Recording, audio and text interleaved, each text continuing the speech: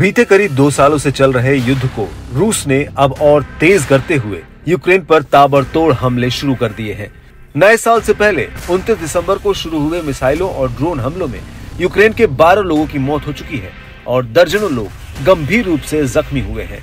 Ukraine की राजधानी Kyiv तक में ये हमले हो रहे हैं और कई बड़ी इमारतें तबाह हो गई है। रूस ने 150 ड्रोन और मिसाइलों का इस्तेमाल करते हुए ये हमले किए हैं।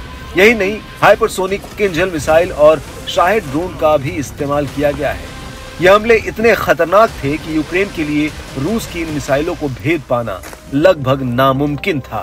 यूक्रेनी वायुसेना कमान के प्रवक्ता यूरी इग्नाट ने खुलासा किया है कि कीव की सेना रूस द्वारा कथित तौर पर अब तक लॉन्च की गई लगभग 300 में से एक भी KH-22 या KH-32 सुपरसोनिक क्रूज मिसाइल को मार गिराने में असमर्थ रही है।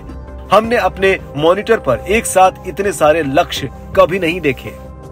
वहीं यूक्रेन के शीर्ष जनरल वालेरी जालुजनी ने दावा किया कि हमलों के दौरान 27 ड्रोन और 87 क्रूज मिसाइलों को रोक दिया गया था, लेकिन KH-22 और KH-32 को रोक पाना नामुमकिन था।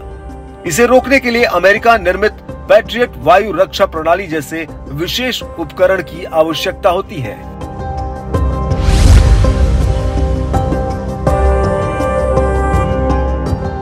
ये एक सुपरसोनिक लंबी दूरी की हवा से लॉन्च की जाने वाली एंटी शिप क्रूज मिसाइल है, जिसे मूल रूप से USSR में विकसित किया गया है।